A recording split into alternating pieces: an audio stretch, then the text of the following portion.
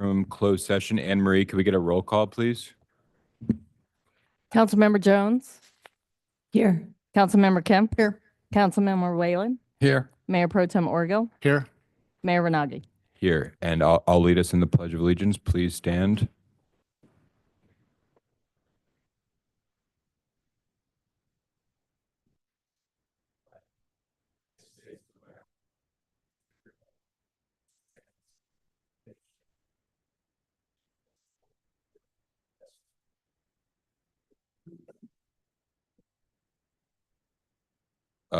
Megan, do we have any closed session announcements? Thank you, Mr. Mayor. The City Council convened in closed session pursuant to the 7 items listed on the agenda. They convened at approximately 4:10. They only reached 2 items on the agenda, which is the first matter listed, and under the existing litigation, they discussed the Laguna Beach Environmental Coalition lawsuit. There is no reportable action on either of those items. The City Council recessed at 5 p.m. All council members were present. No public comment before the closed session, and the City Council will reconvene in closed session to finish its closed session discussion at the end of the meeting. Thank you. Mr. City Manager, any additions or deletions to the City Council agenda? No, Mr. Mayor. And then at this time, we're going to take public comments on non-agenda items. If you'd like to speak, you have 3 minutes. Thank you, council members. Thank you, Mr. Mayor. In the wake of the Palisades fire, we're now starting to catch our breath afterward. We're also able to assess and indeed plan for our next disaster. One of the most heartbreaking visuals for me was watching homeowners that were not home when the fires started, unable to get back into their neighborhoods to rescue their pets. We don't yet know the number of pets that were killed while they were trapped in their homes. There was one great story that we saw in real time. We saw it play out in real time about a news crew that happened to be reporting from a street that was burning when they received a call from a desperate homeowner about his 3 dogs trapped in a home, the same neighborhood that they were reporting in. The news crew themselves risked their lives to successfully rescue the 3 dogs. And that exact scenario someday is going to play out here in Laguna Beach, the next major fire that we experience. And I, for one, could not imagine my dog being trapped at home, facing a death sentence simply because we didn't have a plan. So we need a plan for that scenario. And instead of asking for answers from you, our distinguished members of the council, I think I have a plan. We currently have 2 animal control vehicles and 3 animal control officers. My proposal, though it's going to add some costs, is an investment to avoid tragic consequences. And that proposal is the hiring and training of 2 additional animal control officers and the purchase of 2 additional animal control vehicles. And as we've all been saying, it's not if the next fire happens, but when it happens. Animal control would work closely with the Laguna Beach Fire Department, and they'd be embedded and staged in endangered neighborhoods, allowing them to quickly respond to desperate homeowners that are unable to reach their pets in the disaster. And the plan could be paid for with a slight increase in pet licensing fees. Laguna Beach currently has among the lowest licensing fees in the county. And as a pet owner, I would gladly welcome a slight increase, knowing the importance of the cause. Thank you. Thank you.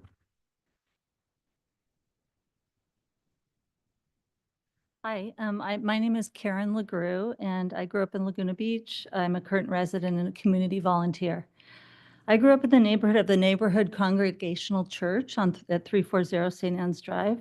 I attended NCC and attended I attended church there, where family members and friends are also part of the congregation. As a child and an adult, I attended many community events at NCC, such as wedding receptions, Alliance Francaise French Club as a child with my father, outreach classes, and most recently, Opera Laguna's Handel's Messiah. As a high school student in the early 80s, I worked at the wonderful Montessori School, which was established in 1975. I am here to represent a single voice in a community of residents, neighbors, and church members who oppose the destruction of Bridge Hall and the NCC church buildings. They are historic and relevant to Laguna Beach and the community. Our group advocates for a smaller scale project which allows adequate parking, traffic flow, and safety, as well as the hopefully preservation or keeping of these historic buildings. Let me be very clear. I do not oppose affordable housing at NCC or in Laguna. So you can still want the buildings to remain and still want affordable housing. And you can still want affordable housing and care for these buildings. So I understand Senate Bill 4 passed into law in October 2023 and Laguna's requirements to meet affordable housing needs. Unfortunately, the one-size-all bill creates new territory for a small coastal city like Laguna.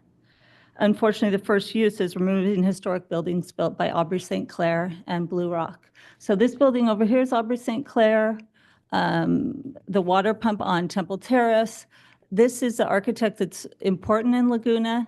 And so it is taking the issue of affordable housing, and this is an example of the first use of destroying those buildings, or that's what seems to be in the plans right now. I hope there can be a compromise between affordable housing and historic community resources that can lead to a solution and create the best outcome for the church, the community, and its residents. The buildings are not in despair. They're not falling apart. There's evidence that they are not there's no evidence that they are not usable to achieve a vision to do either mixed use or repurposing those buildings into the affordable housing project. And so, okay. And so Bridge Hall, Aubrey St. Clair, commissioned 1949 to design it as a notable Laguna architect. So thank you for your time. And I hope that that presents another side of this issue of 340 St. Anne's Drive. Thanks. Thank you. Next speaker, please. Hi there, I'm Wendy Aird, and I'm a trustee for the Laguna Art Museum. And thank you for the time to present every single one, and also the art installation that will take place in late August. So with that, next slide, I want to go back in the time machine and talk to you about how we began. You might recognize some of these characters. In 1918, they came together to form the Laguna Beach Art Association. And in the middle is Anna Hill. She's got a shovel. She needs a shovel because, next slide, first order of business was an art gallery. And the art gallery was not only for exhibitions, but it was also for a place for the community to gather. And in the 20s, they found this was so successful that they had to get a bigger building. And Anna Hills went out and got the money.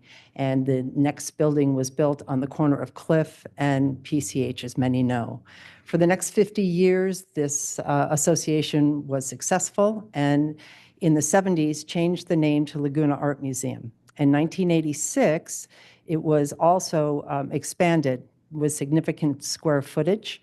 And oops, sorry. And the art museum,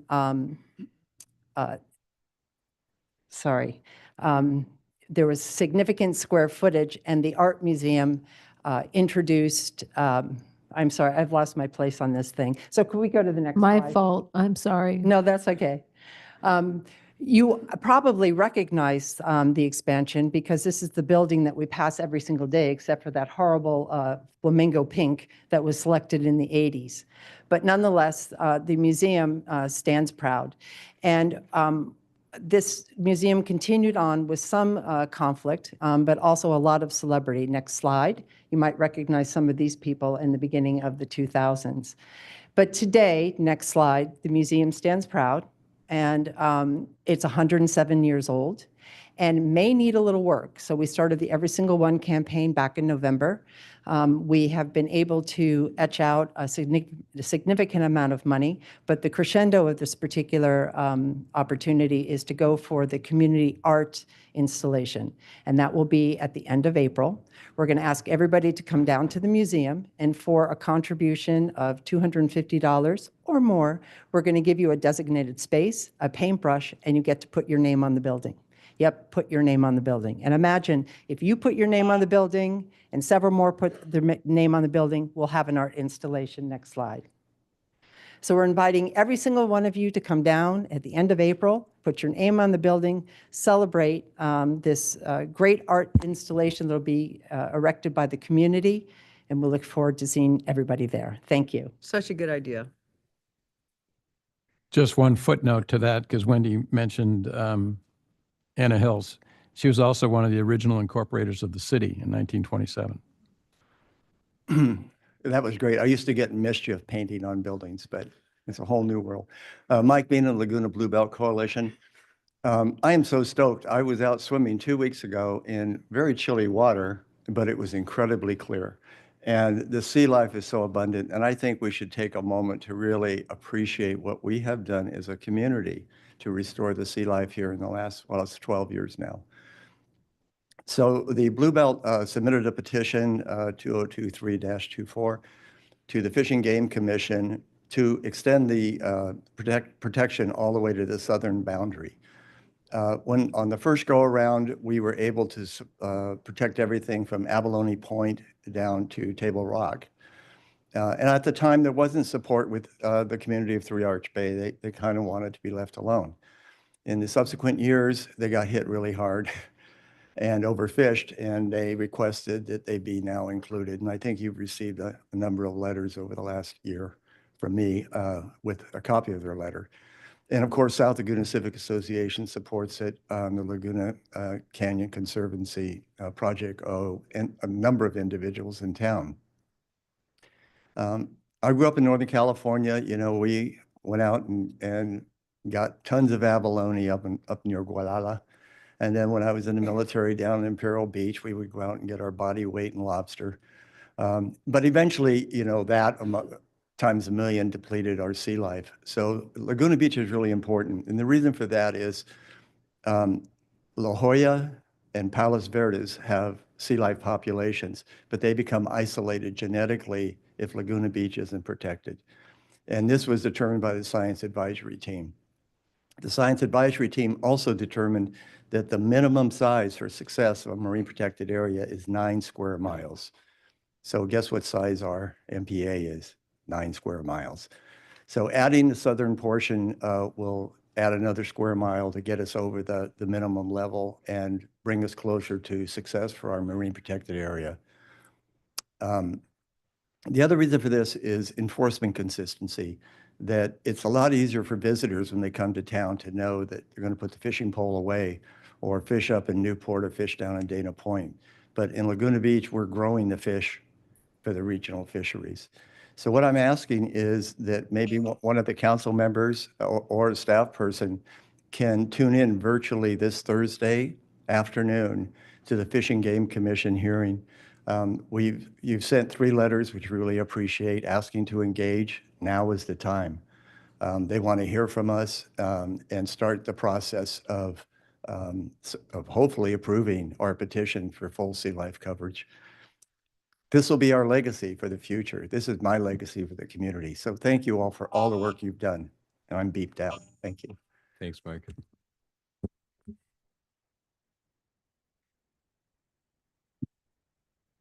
Good evening. I'm Mary Locatelli.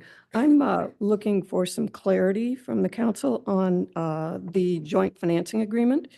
The authorization to use the agreement as a finance vehicle occurred at a council meeting on October 18th, 2022, when approval was given to the council to use the agreement to. Mary, is this agenda, I think it's this one, Alex. I think it we're in relates, it general relates public. to the council. 'Cause Okay. If you can just let me Got it. finish. Okay. I wasn't sure where to come, so I came here, just in case I waited and you told me I should have come sooner. So I'm here just to ask for clarification. It was first used on October 18th, 2022, to raise funds for the purchase of St. Catharines or part of the purchase price. But the agreement itself was approved a month earlier on September 20th, 2022.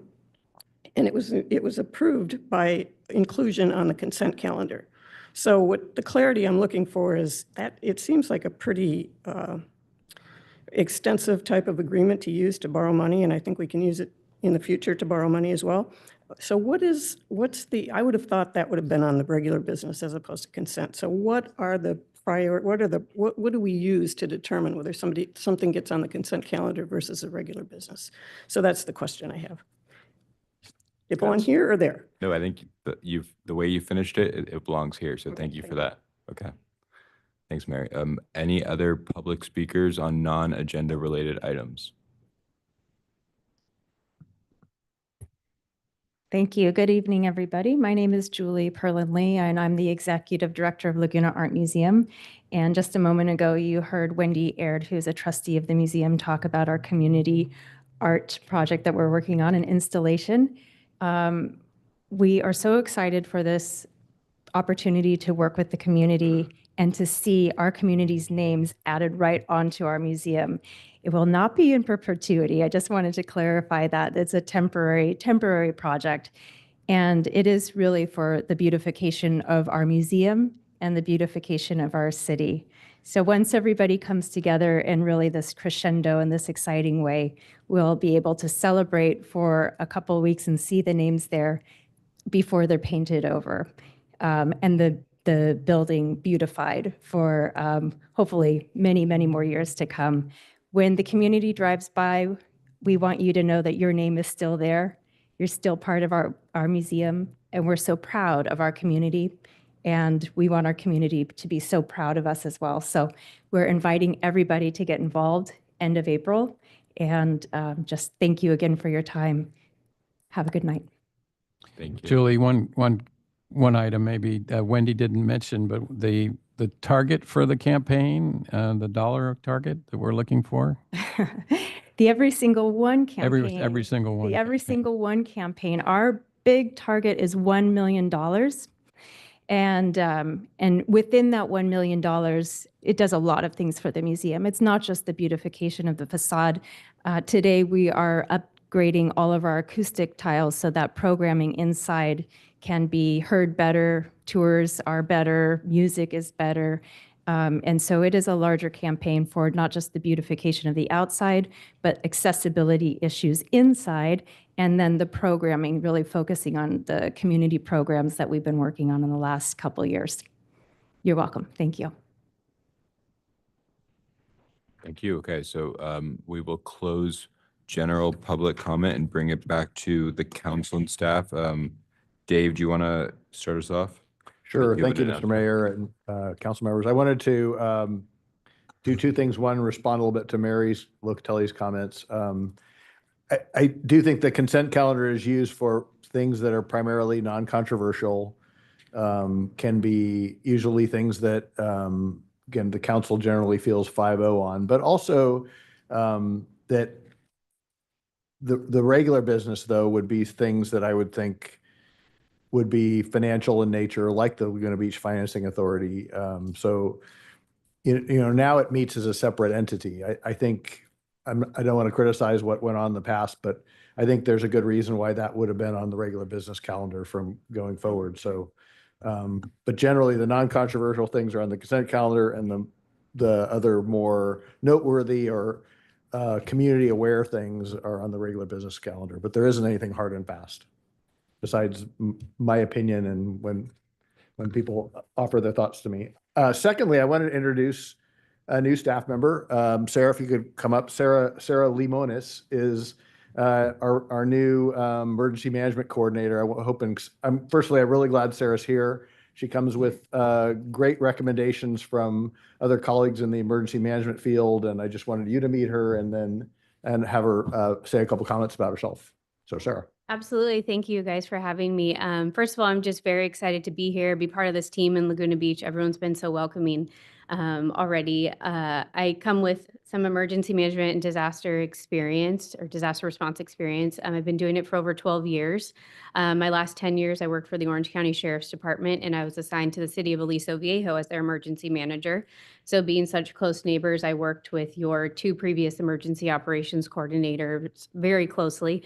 We did a lot of planning together, even some response, like the Aliso fire, for example. So very familiar with the preparedness, the mitigation efforts, and a lot of the stuff that's already been done. And I'm just really looking forward to taking that as the foundation and just, increasing our resiliency here as a city moving forward. So really excited to be here. Excited to have you. Thank you. Thank you. Great. We have big plans for you. I've heard. I've been watching. I'm excited. Thank Yep. you. Thank you. Thank you, Sarah. Thanks. That's all, Mr. Mayor. Megan, do you have anything? Councilmember Jones. Sure. Just really briefly, I neglected to mention at our last meeting that I got to join my first Environmental Sustainability Committee meeting, which was super fun and really just encouraging to see the enthusiasm and skill we have on these committees. Sorry, Anne Marie, that was my fault too. I'm on a roll tonight. Thank you, Sue.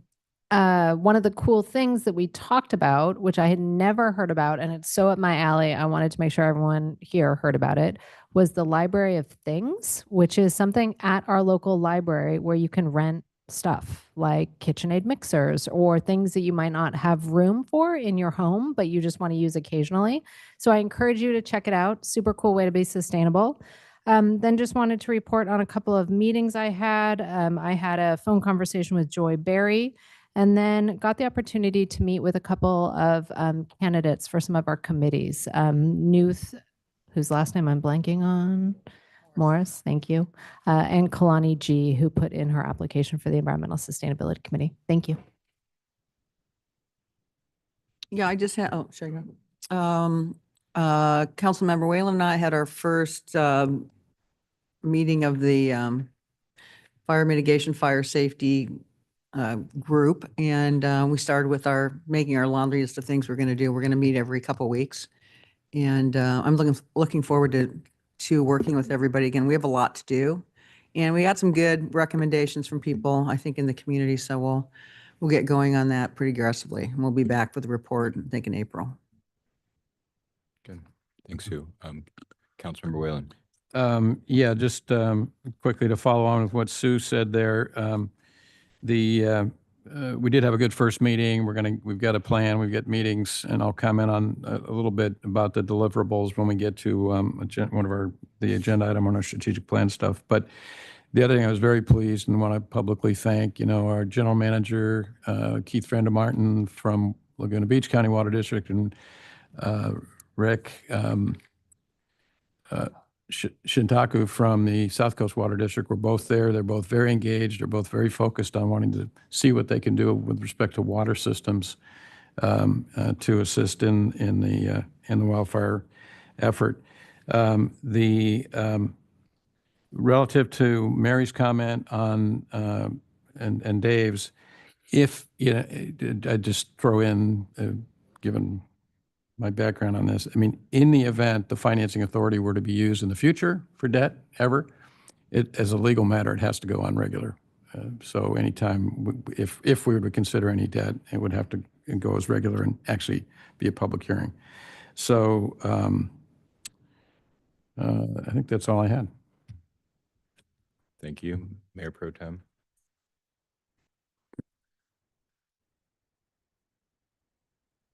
Unfortunately, I fell a bit behind, so I can't report out all of my meetings this evening, but I promise that I'll have them at the next meeting. We did, in my defense, we had the strategy meeting and the promenade meeting, but I did attend the library board meeting this afternoon. That was my first board meeting since I've now been assigned to be the library liaison. That meeting went very well. And last night, Cal Poly was here at the Suzy Q, and they got off to a great start. There's another meeting with them on Wednesday, and they're collecting data that's eventually going to go into a database for the Laguna Ocean Foundation to use to evaluate various assets in Laguna Beach, our tide pools and some other areas that need protection. So anyway, I promise I'll have my update in 2 weeks.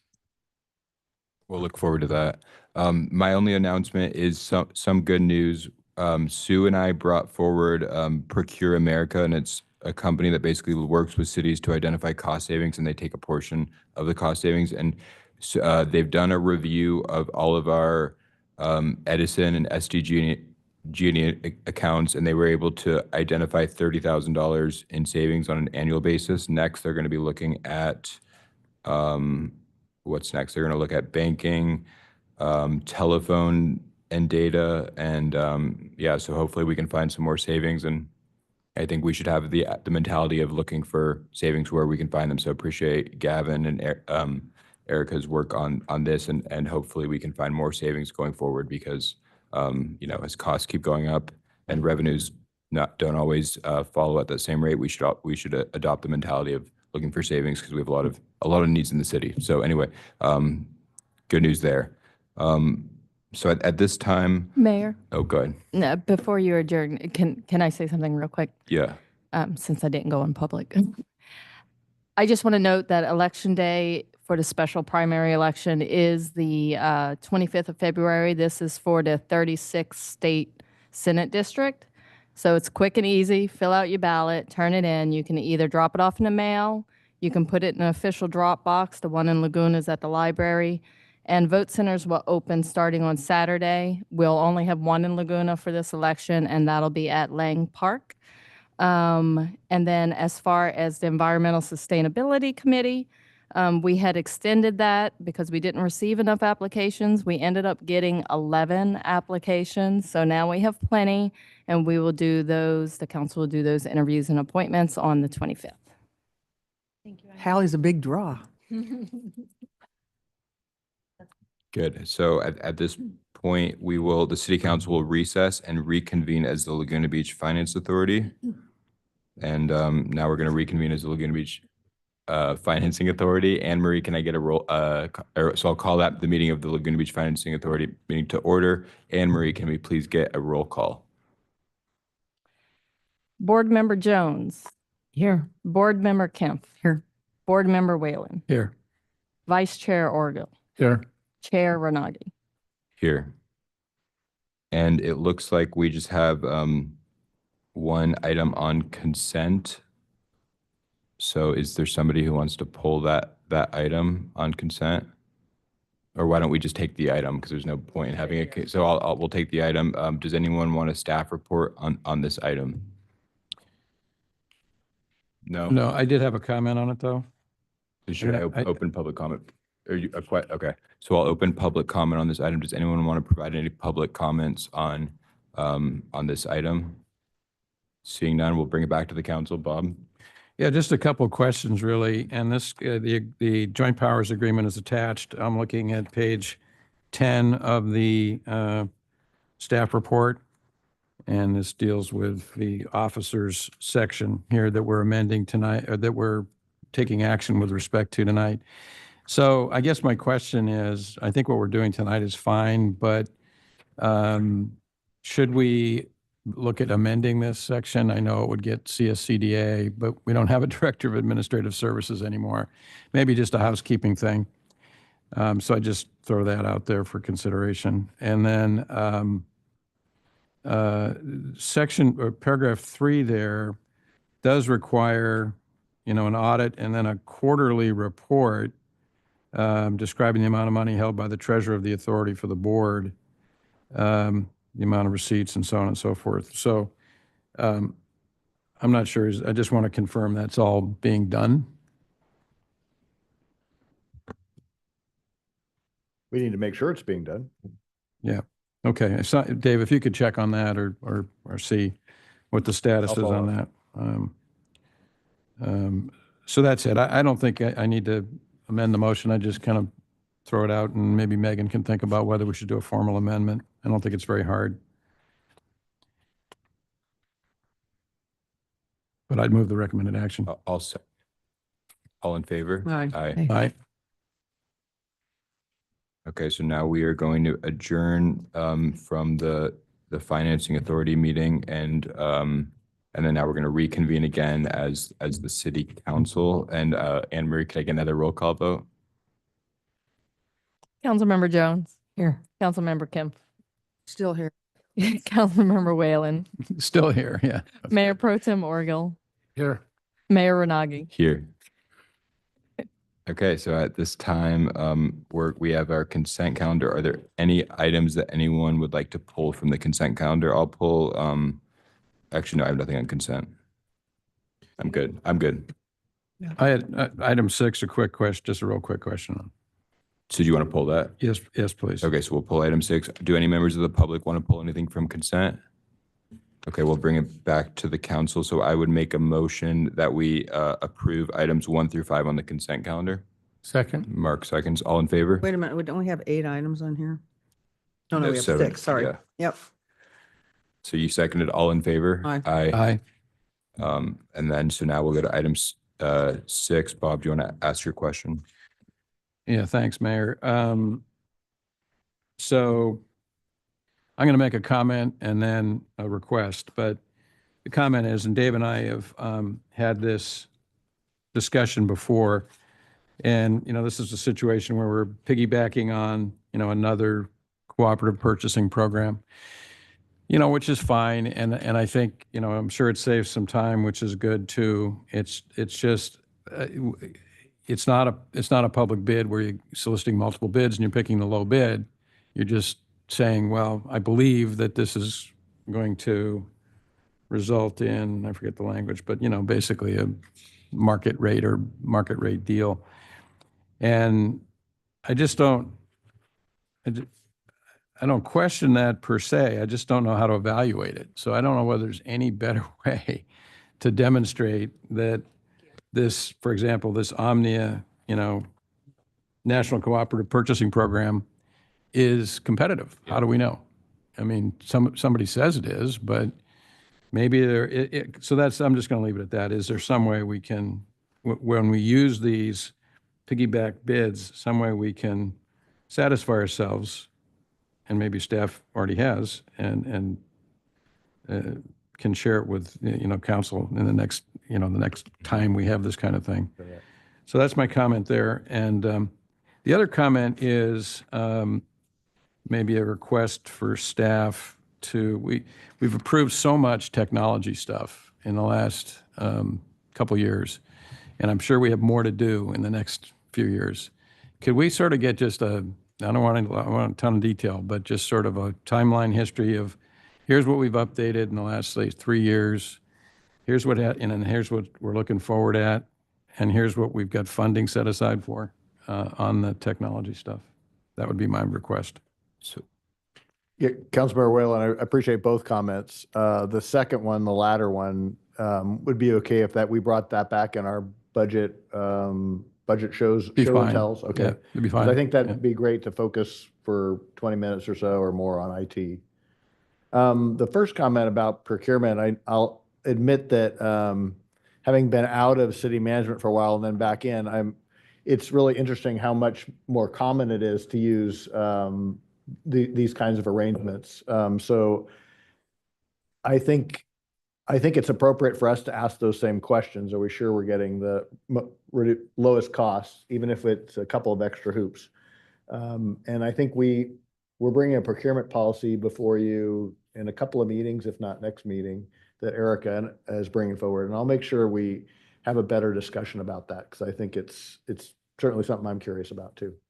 So thank you. Yeah. And just following up on Bob's second point, when we're talking about Procure in America and the savings we got on the electricity, have we contemplated in the future if we, for example, if we went out and bought a backup system for everything in City Hall, right, where we were able to leverage economies of scale, and there might be a reason why we should have specific backup systems for specific departments, but to Bob's point about bringing back that inventory, that might be something for us to look into, because I think that could be a potential opportunity for cost savings. Yeah. Sound reasonable, Jeremy? Okay. Okay. Any public comment on this item? No, we'll bring it back to council. Is there a motion? Move the recommended action. I'll second that. All in favor? Aye. Aye. We are through our consent calendar, and it's only 5:36. Business item 7, progress update. I know. We should still be in the middle of public comment right now. Fleet electrification and electric vehicle charging implementation plan. Do we have a staff report on this item?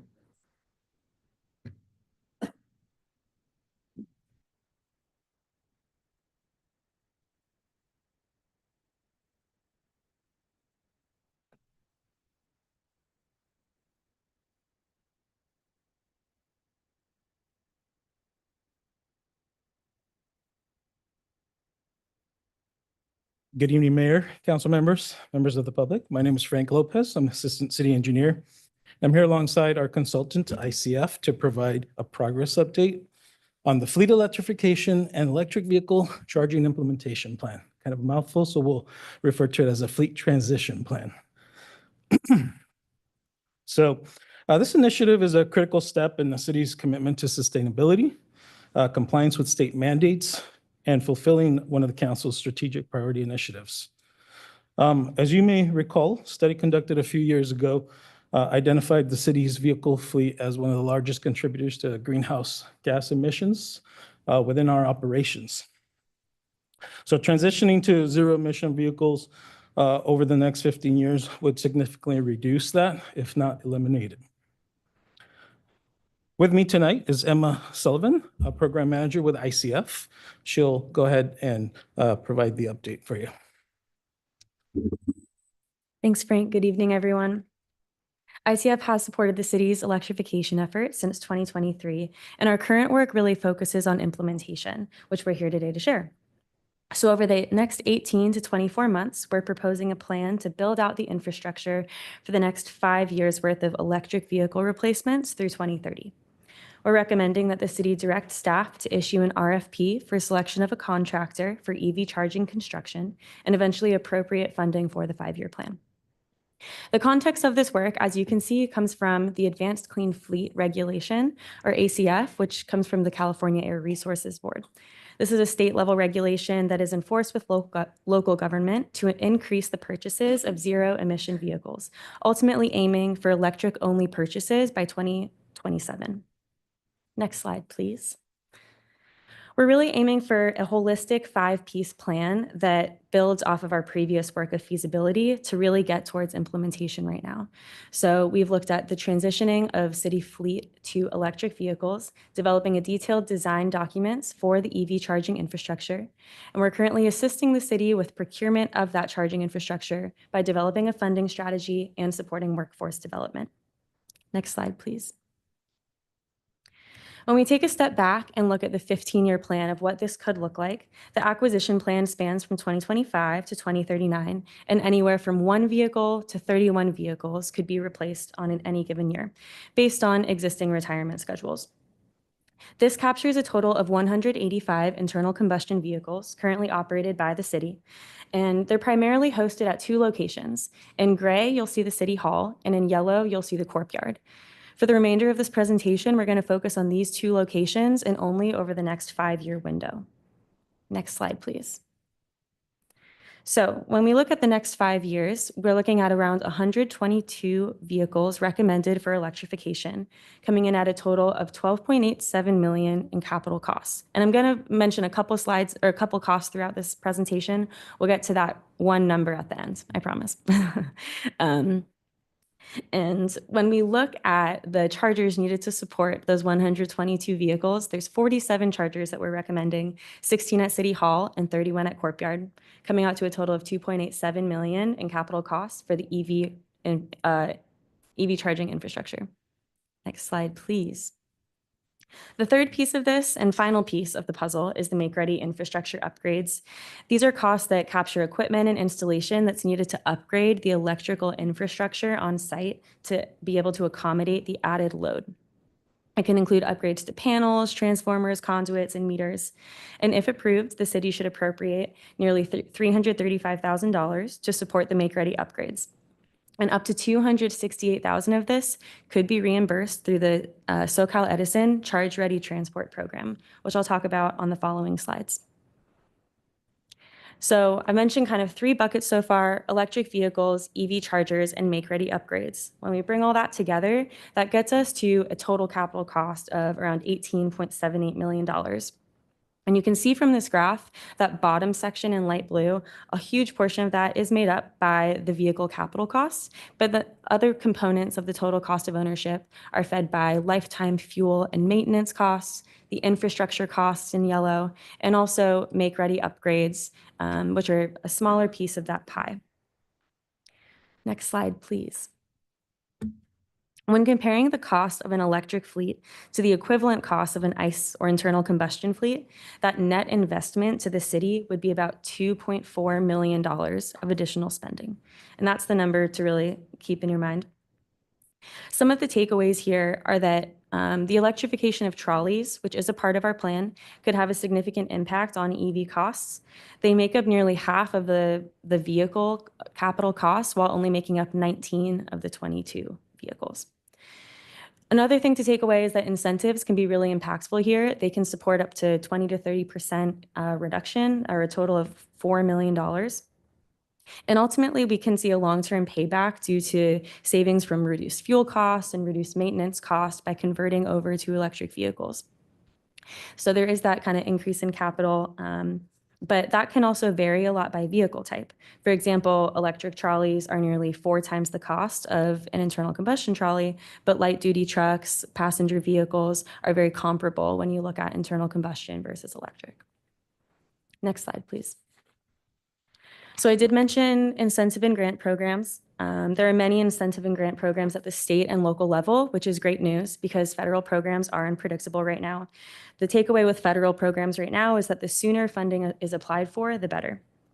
I won't spend time today discussing the details of each of these programs, but please do take away that there are options to support whatever piece of the pie you're looking at, whether that's trolleys, medium and heavy duty vehicles, light duty vehicles, charging infrastructure, or make ready. And in total, we estimate that about $4 million can be brought back through incentives. So I'm going to dive into one program that we are actively pursuing. This is the SoCal Edison Charge Ready Transport Program, and I'm going to lead into kind of the next steps of today. So this program is a 2-part program that does support charging equipment rebates for the trolleys and also a make-ready rebate. On the charging side, it can offset up to 50% of the hardware costs for trolleys. And on the make-ready side, it can cover up to 80% of the customer side make-ready costs. If you're looking at that table, the left-hand side represents the capital cost and the right-hand side represents the reimbursable amount. So while this total amount should be available up front, in an ideal world, that net cost to the city is estimated at around $2.69 million. In October 2024, we submitted can we go back to that last slide, please? In October 2024, we submitted the request for funding, which is step 1 on this kind of 5-piece flowchart here. And this is the first step of the application with SoCal Edison. So the staff recommends that the city eventually approve the SCE contract agreement and issue an RFP for selection of a contractor in order to complete the EVSE design and construction. Next slide, please. To look more closely at the details of the CRT application, we applied for a total of 16 chargers at City Hall and 31 chargers at the Courtyard. The values elsewhere on this slide illustrate the total quantities of each charger based on its power demand. The variability in power demand was uniquely assessed for each vehicle's needs and offers flexible charging solutions for each vehicle based on the amount of time that they have to charge. Next slide, please. So when we take some high-level recommendations around acquisition best practices, the first piece is to invest now. Spread those costs out over time and avoid inefficiencies in the long run. The second piece is to prepare strategically. Install charging stations before you have vehicles so that you have power, and that's really what we're focused on today, getting the power installed. And the third piece is maximize incentives. Again, what we're focusing on today is looking at the rebates available through SoCal Edison and in the longer run, state and federal programs as well. The staff recommendation for the council is to direct staff to issue an RFP for selection of a contractor and return to council in April or May with that selection.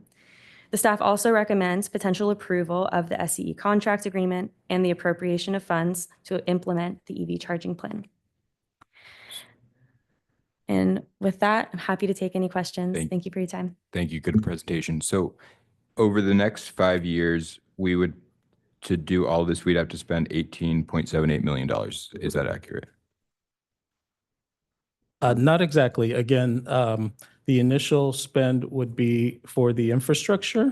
That's 18 to 24 months. Yeah. And then the cost after incentives and rebates actually comes down to Yeah, so find that slide. Slide 8.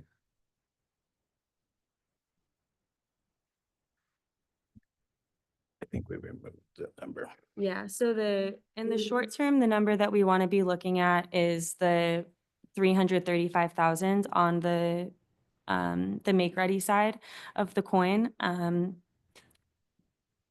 No, I get that, but I'm just, so what would if we're looking at it in the next 5 years, what would the total cost be? Is it 18.78 million? The total cost is 18.78, and when we compare that to existing internal combustion vehicles, the offset there is 11 million. So thinking about net, Oh, okay. So Yeah. it's 7 million more net. correct. And this is a finance question, but are we current in terms of how much money we have in our vehicle replacement fund and how much we're programming? Do we think we're going to be able to spend all this money? And I'll get to the why I'm asking this question. I don't know if that's if Erica or somebody wants to weigh in on what our policies are as it relates to how much we're actually putting aside for this. Dave, if you want to. Yeah, I'm gonna have to get back to you on that one. Because I guess Be more specific. what I'm getting at a high level is, so hypothetically, if we don't know right now whether we could make all these investments, it seems like would we want to maybe cut back and say, okay, we're not going to do the trolleys now, we're going to do everything else, and what's the so I guess the question would be, should we be moving forward with preparing for 122 vehicles if we don't know that we have the funding to do that, or is there a reason why we should maybe have more chargers than we need, and then because of the incentive, does that make sense? Yeah, absolutely. That's a great question. So first piece I want to circle back on is to nail down that 18 million, the very first part of your question.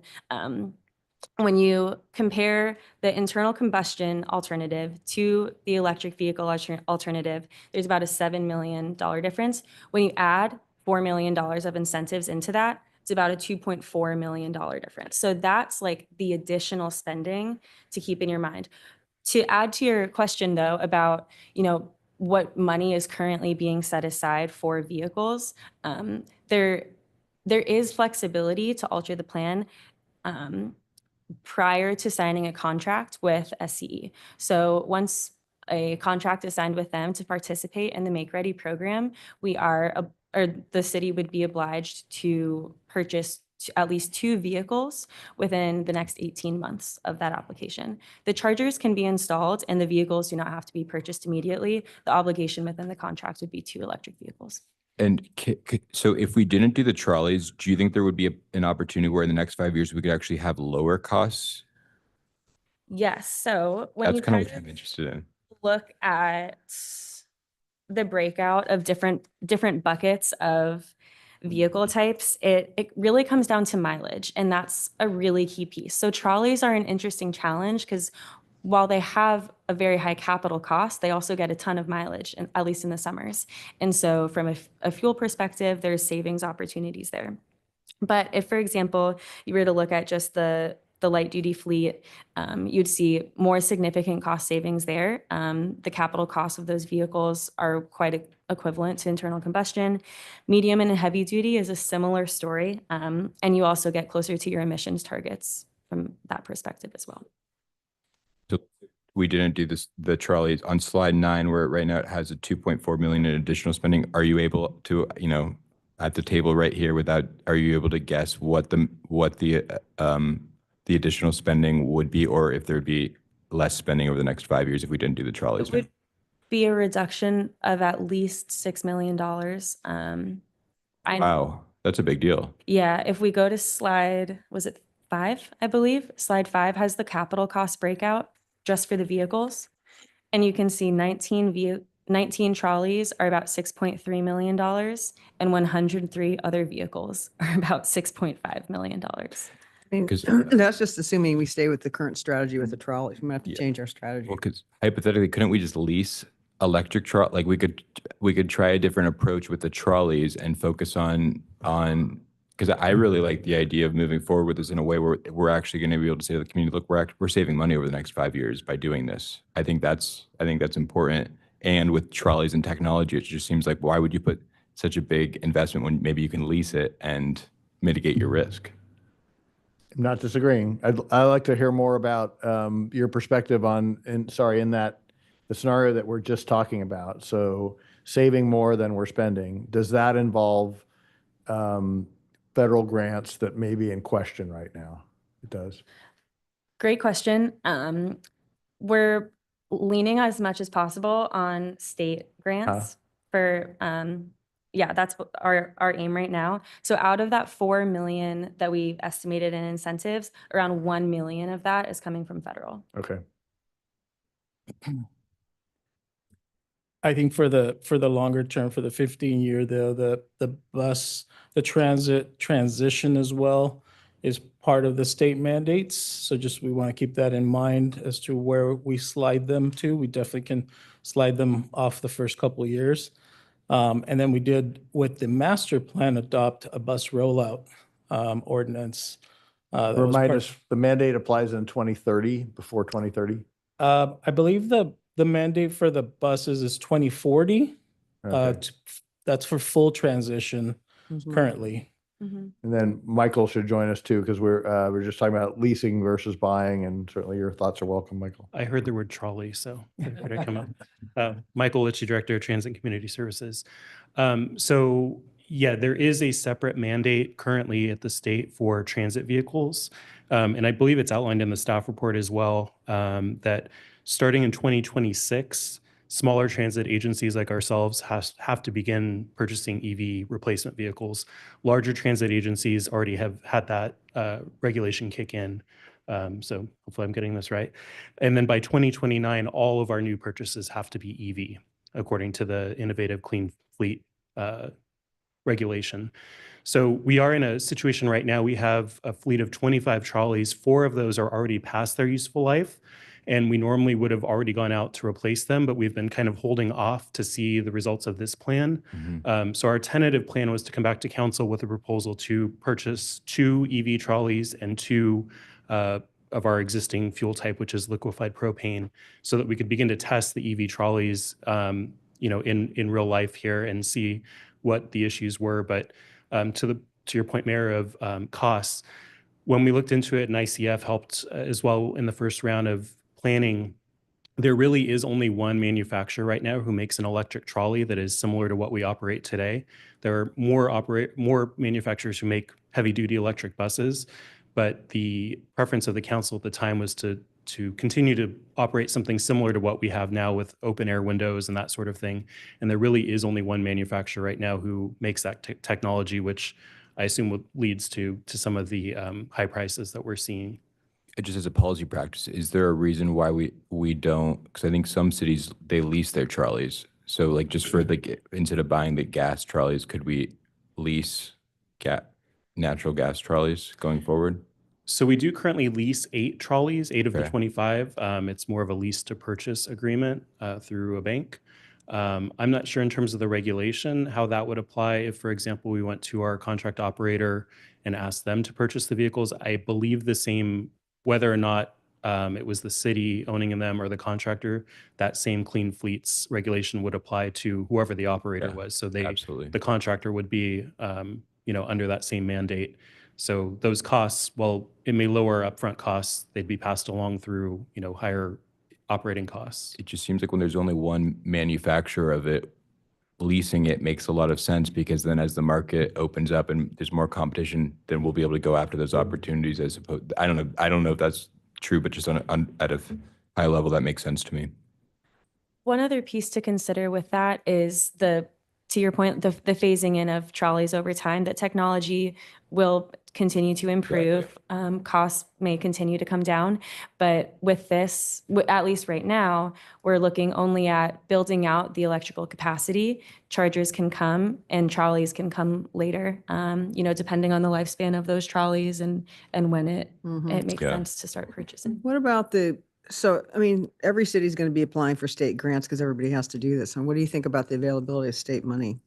Yeah, it completely depends on the program. Generally, the sooner the better. With a lot of the grants that we're looking at in the report here, they are renewed on an annual basis. So there's annual budgets that can be applied for. I'd have to go through each program individually, but generally. I guess my question is, if we qualify for the grant, can we assume we'll get it, or are we going to get in the lottery for money or something? Again, It does depend on the grant, but the ones that we've prioritized are ones that are good fits for the city in terms of eligibility, looking at public or private charger requirements, looking at some programs prioritize low-income communities. And so we're taking all of that into consideration when looking at the highest likelihood of grants that the city could receive. This is really exciting and super great information. So thank you. It seems, I think that your points, Mayor, are really valid. I think it's really important for us to look at how can we turn this into a cost savings for the city? How can we phase in some of these larger purchases in a way that capitalizes on emerging technology and also saves us some money? When I'm looking at the actual recommendation in front of us, it seems really like we've got to select a vendor or direct staff to release an RFP to select a vendor for the charging infrastructure and then work on the application with SCE. Obviously, I hear what you're saying, that if we get that, we do have an obligation to purchase some vehicles. But I think we're all in agreement that we want to do that. It's just a question of how many, what type, and Yeah. when. Absolutely. Any other questions? Yeah, just one question. So we're looking at installing 47 of the ultimate 71 chargers that we're going to need, for the system. City Hall and Courtyard. So we've discussed at length for many years the potential for a parking structure back there. If that's the decision, do these chargers, what happens to these chargers? Is there impact? Are there issues with them? Are we having to tear them out? Hopefully they'd be fairly relocatable, but Yeah, I mean, the thought is assuming we want to move forward with this now and start purchasing electric vehicles, so we want to have the infrastructure. We'd want to do this now, but yes, they can be relocated. The timing might be important. With the Edison Charge Ready program, there is an agreement that's valid for 10 years where they have to be in use. In talking to them, I don't remember exactly, but there is some flexibility. The idea is that you maintain use of them the full time, but I think if it was a known amount of time that's temporary, they would work with us on knowing that, hey, we're putting in a parking structure. We will reinstall them and maybe have to apply the time on the back end, so it's Correct. 10.5 years net. Yeah. 10 years net. Yeah. So assuming, the parking structure comes within 10 years, then Yeah. that would be the case. If it comes after, then it's not an issue. Okay. Well, since we are going through an RFP process and it's going to come back to us, and can we get some clarification on that? Sure. Point? Because we'll see if it happens, but I think we just need to know the answer. And Right, and the RFP will go out. Typically though, the idea is when you have an RFP that goes out, that the funding to award the RFP is there. So, we will be proposing this in the budget unless the council wishes to do it sooner. When we come back with the Edison agreement and with the RFP, that would be a time where we can recommend, to appropriate the funding for the charging system if we want to move forward, or if you wanted to wait until the budget. What's the last date at which the council can determine, along with what our financial resources are, how much we want to invest? 'Cause we're not bound by that when we issue the RFP, or are we? The only thing is a timing issue. The Edison Charge Ready program, from our understanding from Edison stating to us, they only have funding available through 2026. So if we get our agreement in, we are locked in for the funding that they have available. But when is the date at which we need to fish or cut bait on that? I don't think we have I would say May is when we want to. So we could do, I'm going to put your words in your mouth, we could do an internal analysis to decide what is the right size for us if this is too big. And it may or may not be. If we need to come in with something smaller, we still have some time to come back to the council for that, with a recommendation. Right. I think as we move forward with the plan, our goal was to, have chargers installed early in 2026. But again, with the Charge Ready program, I think we have like an additional 6 months. But I'm saying they may be 20, not 47. That's I why see. I'm. Sorry, I misunderstood your question the first time. So there is flexibility. Okay. That said, we're actively working on the design of what that looks like, and we're currently going back and forth with Edison. So Okay. every time we change the plan, it adds time Okay. to the next step. So it would just be a matter of deciding that. Are there other questions before we open this for public comment? Callie? I just have a quick one. I'm just not finding the details, but it seems like long-term, we're looking at electric fire engines as well. And the technology, I'm kind of looking at the chief, the technology of those electric fire engines is sufficient for what our crews would need in this hilly wildland area? For the right truck, yes. They're making custom fire engines. There's a couple manufacturers. Volterra, I believe, is the one that we were looking at for the city. Actively in use with the LA Fire Department. A couple others around the country. Definitely an exciting option for the long term, and I believe some discussions have opened up just to talk about custom options, perhaps. Thank you. Okay, so I'm gonna open public comment on this item. Do any members of the public want to weigh in?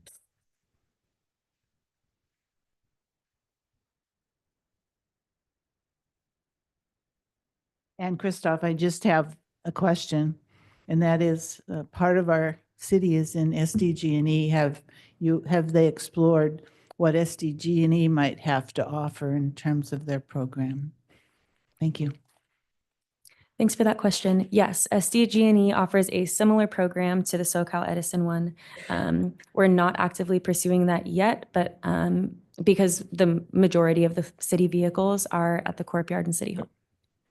Good evening, council. 47 charging stations, it comes out to $62,000 per station. I got a question. Southern California Edison has a substation right out there in the canyon, don't they? Can we piggyback there, put a lot there, or use their lot that's inside there and having charging stations there? Make it a lot more economic. I think it's kind of common sense. This should be something to explore. Thank you. Okay, are there any other public comments on this item? Okay, we'll close public comment. Do you have an answer for that question? I just wanted to clarify that the Charge Ready program, part of that is Edison upgrading their facilities to provide the power that's needed for the charging infrastructure. They do that at their own cost, right up to the point, I guess, where the meters, the panel and transformers. And then after that is the cost that the city would pay for infrastructure. Got it. Have we talked at all with the water district? Because I know, and this is one of the things that I always find frustrating, is that we're literally the board of the Laguna Beach County Water District, and we have mandates over there to do electric vehicles. We have mandates here, and we want to do it also in terms of lowering cost and advancing sustainability. Have we had any conversations with them about opportunities to collaborate on how we, share best practices and move forward with this, or are we just working in silos? Unfortunately, in this case, yeah, we're working just on the city fleet, and we have not had conversations. It's a rhetorical question in a way, but I appreciate the answer.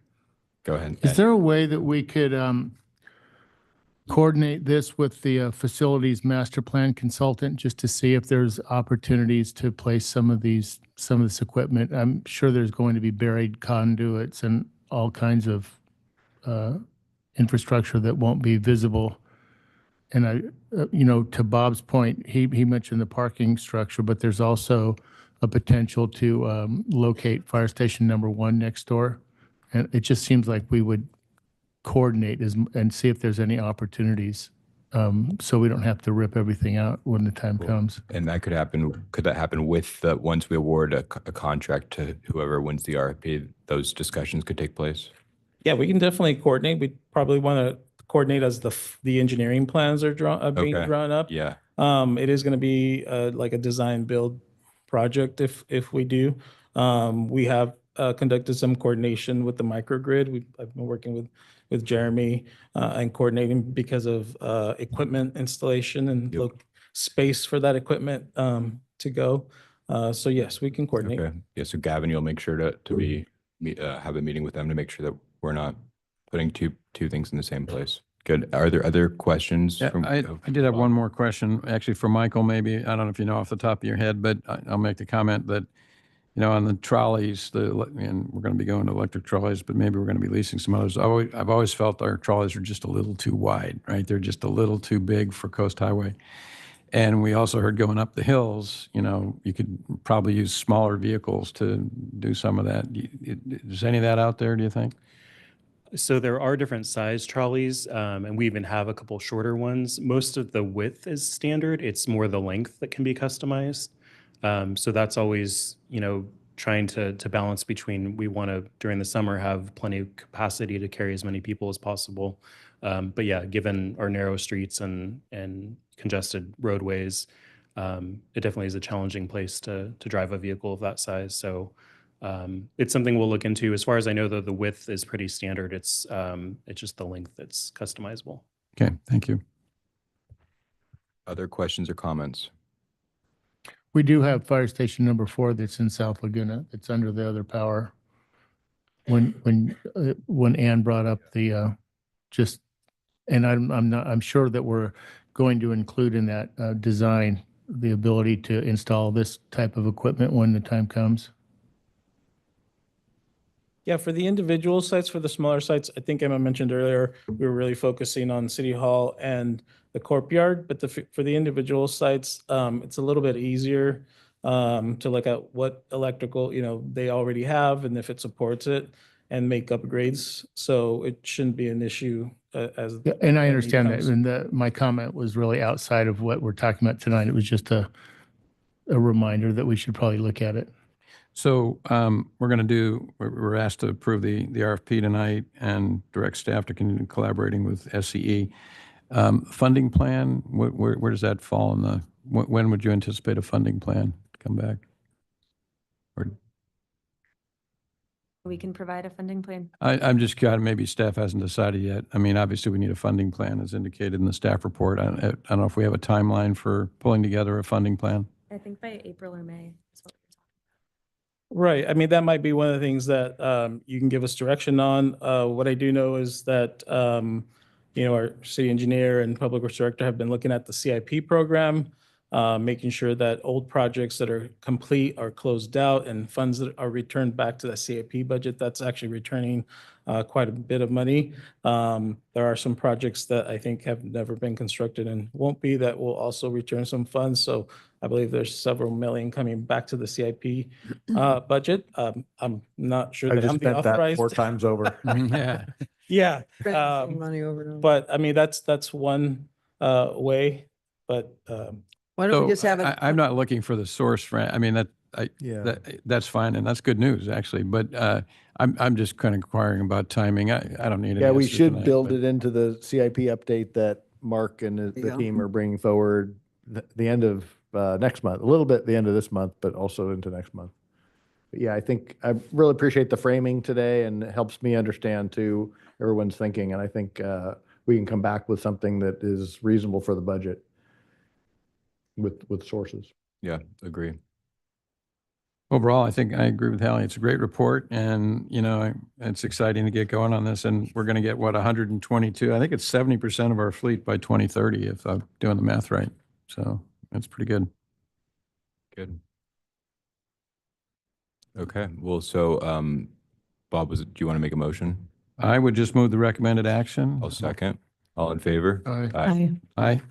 Great job, you guys. Great Thank work, you. everyone. Thank Aye. you.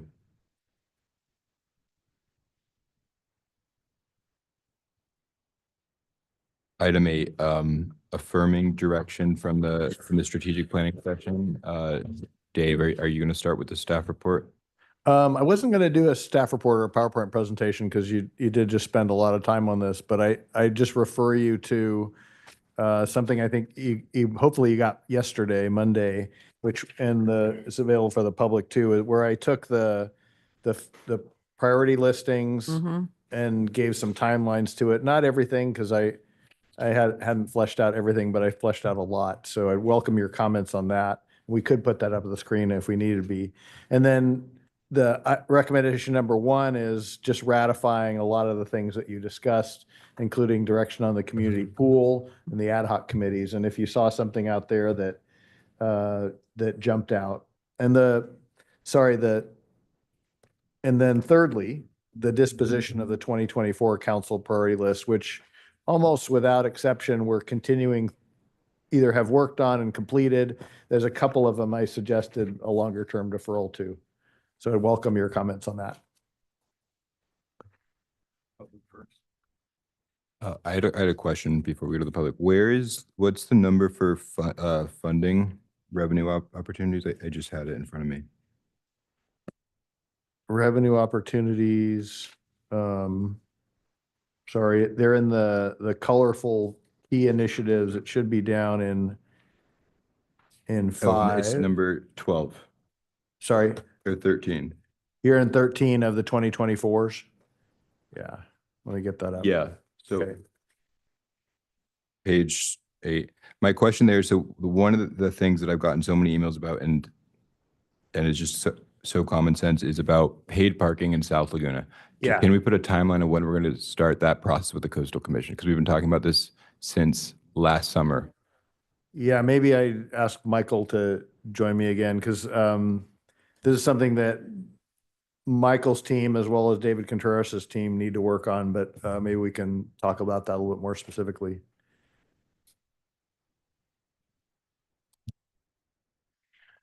Yeah, so it is a project we're working on. The first step of that is in coordination with Public Works. So there was an action taken by the PTC committee to stripe or put parking tees on Coast Highway where there are currently parking spaces, but they're not marked. So that work will help us better define how many spaces exist currently. And then we're doing some analysis to see how many other potential spaces there are. Some of the complication with that is we also have AB, is it 413? 413.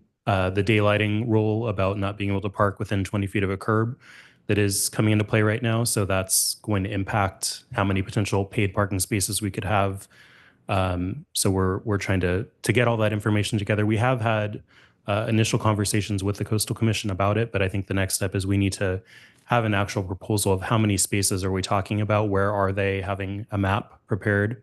In terms of a timeline of that, I'd have to get back after talking with Public Works to give you an exact timeline. I do believe it's going to take a little while, just knowing the amount of time it took last time to process a CDP. We'll have to go through multiple steps here, likely through Planning Commission, through the council, and then before submitting that CDP. So I think realistically, it's not something we're going to be able to get done before this summer. It would probably be a goal, I think, that we could accomplish before the following summer. So we couldn't just go to the Coastal Commission and get approval to have 300 spaces, for example, in the South Laguna area and then figure out the details later? Because it's really, I think there's two questions. There's the permitting question and then there's the how do we actually design it? And we want to get that permitting, the coastal development permit as soon as possible. So I guess, has that been looked into? I don't think we've asked that question. Conversation with them. Yeah. Yeah, I don't. Doesn't hurt to ask. Yeah. Yeah. Does that require an adjustment of our LCP? Do you know? I don't know if the way the mayor phrased it, just to say, hey, the city can allocate 300 more parking spaces in this jurisdiction. I don't know that it would require, what do you think? No. Megan gives it a thumbs down. We had a virtual drive-through South Laguna, what, Bob, was that a couple months ago with Dave and Michael. So we know where they need to go. I mean, that's not a mystery.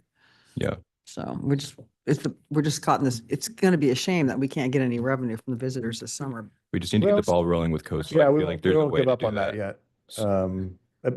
Michael's, we were thinking too of bundling everything together, including the rate increase, because it's hard to keep pestering Coastal Commission with multiple things, but I'll have that conversation with the district director. Okay. Well, we See just what had a we good do. win at the Yeah. last week at the Coastal Commission on our housing ordinance. And then the second thing on revenue opportunities, at some point, could we bring back, because I know we don't want to, comprehensively update our fees right now as the department deals with so much, backlogs and things like that. But it seems like there's some low hanging fruit in terms of cost recovery that we could look at. For example, with like when someone comes in with an application for that's really complicated and takes a lot of time at the city attorney's office. Is there a way, is that something that Dave, you've looked into, is having, in the short term, some sort of a low hanging fruit opportunities for cost recovery? You mean such as a legal fee cost recovery amount that comes in with a more complex, like a major remodel or a new construction? Because right now I know we're subsidizing it Right. our study allows for us to go higher. And so Right. in certain areas, it might make sense to look at that. It just seems like that's sort of low hanging fruit because right now we have a department that's taking, what's the subsidy right now for community development? Ranges from, the subsidy is 30 to 40% of the overall cost. And So in how other many- words, the fees are paying for 60 to 70% general. I agree with that, but we need to get our act together first. I don't think we should be. But I think we don't want to incentivize behavior where people are taking up the city attorney. So I think there might be opportunities in the interim where we actually should look at cost recovery. So I don't know if that's something that Yeah, we no, could look I'd into. like to bring that back with you with Erica and the mid-year for at least consideration at a minimum, but in time for the new budget. Okay, those are the two dates I had as it relates to revenue. So I got the Great. answer too. Yeah, I have, so on number 2, the downtown action plan, Mark and I've been talking about this. I don't want to bring this whole downtown action plan back. I think we should take a look at, because I was going through it today. I went through it in detail. And I think what we should do is just take a couple selected areas. Like, for example, one of them is the Forest Alley. And we got all that time, we got the trash moved out of the way, back in the corner. But, and it's a pretty simple plan, what SWA gave us. There was some screening and some landscaping and probably some treatment on the ground. But it wasn't too complicated. So I think that's something we could do relatively easy. I think we have money and I think we had $1.1 million in our budget for that. That'd be nice if we got that cleaned up. We also have to put the business owners on notice because they're making a mess in that alley. And we need code enforcement to continue to get on them. And then we need to get a plan for that. And then the same, I think, with Lower Ocean. We don't need to remove any trees or anything, but there's things that we can do in there that would really make improvements that are what I would call more maintenance related than, what's in the downtown action plan. There's a lot in there. So I think we should just peel off a couple and work on those. Let's bite off what we can chew. That's my opinion. Okay. Any other questions? No. Okay, we'll open public comment on this item. Please come up to speak. Good evening, everybody. Gary Kasich for Sensible Laguna. If I do a good enough job, you'll only have to listen to one of us tonight. While we respect and understand the council's decision to reverse the unanimous decision from last year regarding the pool, we do disagree with completely abandoning looking at the pursuit of a community pool and encourage you not to drop it too far down on the priority list. The functional reasons for the decision last year to pursue the pool haven't changed. The demand and need is still there. What's changed is financial options that are in front of you. I don't like it, but I get it. We sympathize with the scarcity of capital, and there's not many items on your list that you can address and still keep your powder dry. So we get it. You have a Solomon-like job deciding which projects get done, which ones get funded, and when. Threatening to kill the baby pool apparently hasn't brought young moms pleas for mercy. So perhaps my perception of the demand for that was wrong. I guess time will tell. We do think it's a bit misleading to say we're only losing one lightly subscribed program, Splash Ball. Let's be transparent and say what it is so everybody understands it. At current course and speed, in a year, there'll be no baby pool in Laguna Beach. Having a plan B would be prudent. The school district's plan will significantly increase pool capacity, and hopefully they're still willing to consider city use on similar terms to the deal that expired last year. A new board majority should be more willing to find common ground, so that's a reason for optimism. It's our belief that the planned district pool will not address the full demands of the community. The district board still has to grapple with a spending decision that was originally estimated at $15.5 million and is now over $25 million. And it hasn't passed CEQA or secured construction bids just yet. Sensible Laguna remains committed to do whatever we can to assist in getting a mutually beneficial, fully understood arrangement in place for residents and students. We wouldn't be very good partners if we only offered to help when you agreed with us. We also wouldn't be very busy. I still contend that the district and the city could have done a better job had they worked together to start from this project on the onset. As I've done in past years, I'll continue to beat the drum for an improved working relationship between the city and the district, the two top recipients of my tax dollar. Last year, Bob took offense when I referred to the relationship of the city and the district as the Hatfields and McCoys, so I won't do that again. This year, I'm going to go with the positive note, the Capulets and the Montagues. Happy Thanksgiving.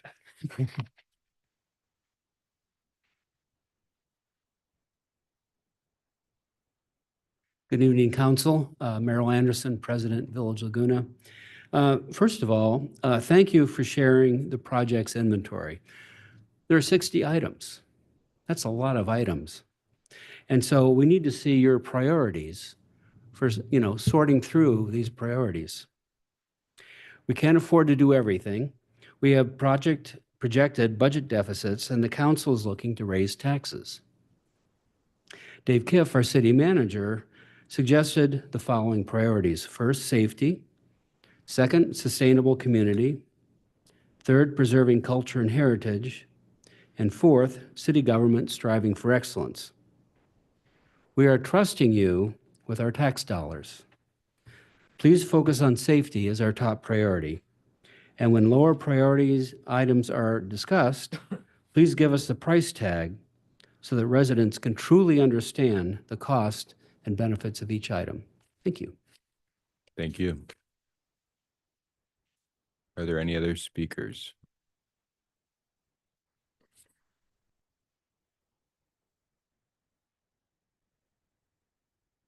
Hello, Council and Christoph. I just have another question, and that relates to the report from the police chief. And I didn't hear Council respond to his suggestion. I took it that he was recommending to phase out the Friendship Shelter and the homeless facility in the canyon and reduce our work on helping the homeless because of the Supreme Court decision about obligations to help the homeless. So I just wondered if the council could talk about that somewhat and address it. I think it would be kind of a shock to the community to think that all that would be discontinued. Thank you. I Thank can you. respond a little bit to Ann's comments Well, because I appreciate them. Let's see if Okay. there's any other, are there any other members of the public who want to speak on this item?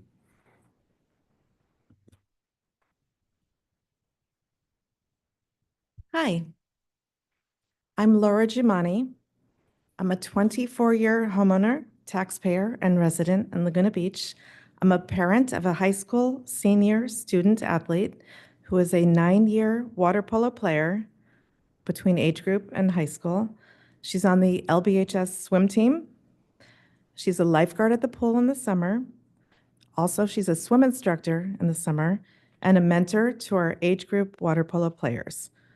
She's at practice right now, preparing for CIF quarterfinal playoffs, so can't be here to speak. So I'm here representing her and all of her teammates. She's also signed on a scholarship to play Division I water polo at UCSB next year. We are incredibly grateful for our school district and our community. We are committed to continuing this legacy and commitment to our student athletes. 1, I support the LBUSD pool modernization project for a 45-meter pool. 2, I support the city renewing the joint use agreement or lease or rental agreement with the school district to continue operating at a minimum swim lessons, lap swimming, splash ball, and adult water exercise programs in a renovated and expanded pool. By the way, splash ball typically happens not in 2 feet water where kids are standing up, but in 4 feet plus water where kids are wearing floaties, learning the basics of water polo, which is really swimming and getting that in a deeper water. Other programs such as Irvine High School, USA Water Polo supports splash ball in a deeper pool, not in this wading pool that we have at the high school. So splash ball can happen in the new facility, in other words, and I do support that. I would appreciate the city confirming that they are not further studying a separate pool. There is a misinformation out there by neighbors opposed to the construction in their neighborhood, and clarifying that no current action on building a separate community pool will help to support the district's efforts to modernize the current pool. So I feel like this direction is a win-win for our district and our community and our kids. And I thank you for your continued support. Thank you. Congratulations with your daughter. Yeah. That's great. I think we have Fantastic. 2 UCSB people up on the dais, right? Jeremy and Megan. Okay. Oh, and are there any other public speakers? No. Okay, we'll close public comment on this item and bring it back to council. Who wants to start? If I could just address a couple things. Again, Ann Christoph's comments about homelessness, the council did ask, firstly, appreciated the chief's comments. They were general opinion on his behalf. But I told the council at that meeting on March 25th, we were bringing back a study session item to talk, and study session meaning not an action item, but a time to dive into the ASL and Be Well and our other homelessness activities, including in the police department. So that's coming back on 25th of March. Okay, and then secondly, to Laura's point, Laura Giamani's point, in this agenda item, and I'll just read you the ratification is, the direction given was to seek a rental or leasing arrangement with the district that would allow the city to operate at a minimum youth swim lessons, lap swimming, and adult water exercise in a renovated and expanded pool. We expect the expanded pool to be a 45-meter pool. At this time, the city would not further study a separate pool. So that was the discussion from the 31st that we're asking for ratification tonight. Oh, and by the way, a joint use agreement would be ideal. And I think the city would respond really well to that. One of the problems was in some of my later interactions in the fall about the joint use agreement, it was the school district offered that to us. They weren't being rude or not thoughtful, but they said that we would expect a significant capital contribution to the pool. And we're not in a position to give that capital contribution. So that's why we fell back on the leasing or rental. Thanks. Sounds good. Questions? Any comments, Bob? I've got a few comments. First of all, thanks for pulling this together, Dave. I think it's a great summary. I guess on the poll question, I'll speak first. I think I made these comments, and maybe I'm the Lone Ranger on this one. I think I made these comments on the 31st. My understanding, because you don't have to, if you plan for something or consider something, doesn't mean you have to do it tomorrow or two years from tomorrow. We have 10-year capital improvement plans, for example. And one of the things that I thought was coming back based on a meeting I had in the fall with Dave and Michael was an updated use plan for the LBCRC, formerly St. Catherine's School, with looking at the possibility of whether in conjunction with converting that field to some parking, there would be room for a smaller pool that would be more a community-based pool for learn to swim and adult swimming, and aerobics and that kind of thing. So I may be the lone voice on that. I still think we should do that.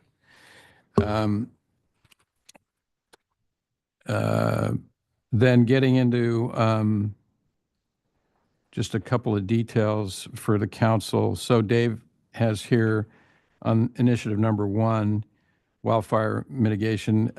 In the April 28th date you see there on the first line, it just happens that our council meeting is April 25th, so we're not going to have it, we're not going to have it for April 25th. So if I would ask that we can change that date to May 6th, so the subcommittee, Sue and I, can come back along with staff to council on May 6th on that.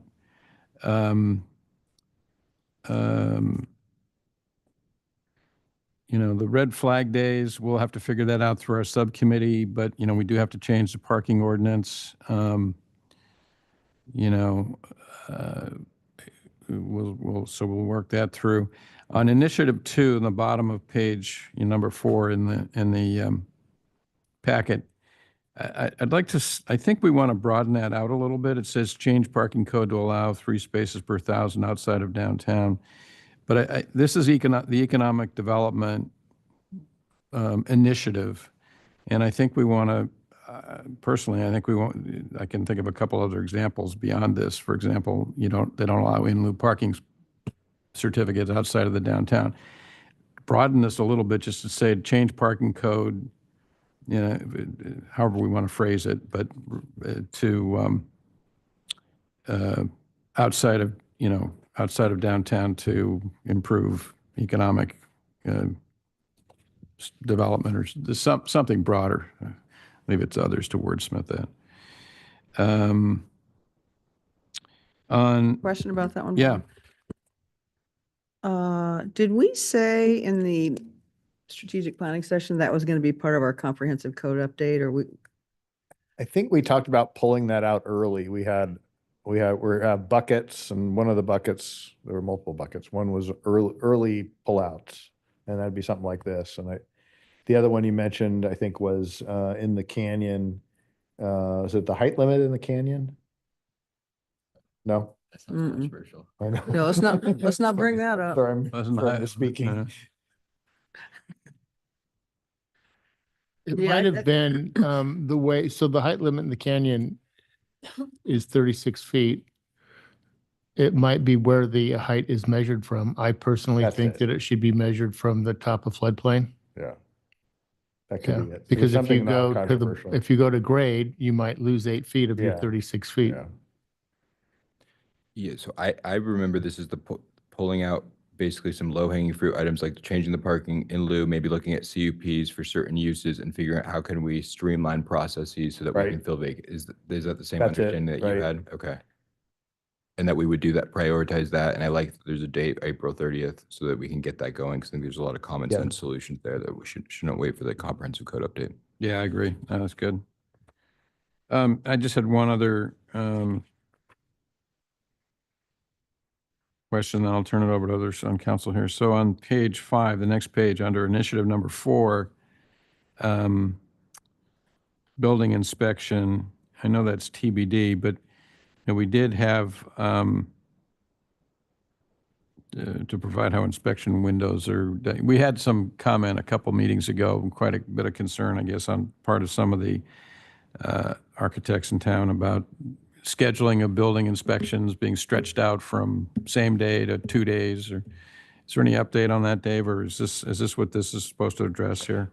Yeah, it's supposed to address that. And I didn't mean TBD like punt it forever. I meant I haven't had a good conversation with the community development team as to when that's doable, as well as looking at the budget to see when I could, if right sizing means adding inspector positions, either contract position, whether or not we have that in the current budget.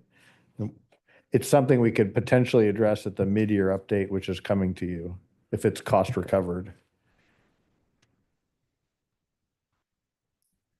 That's it for me.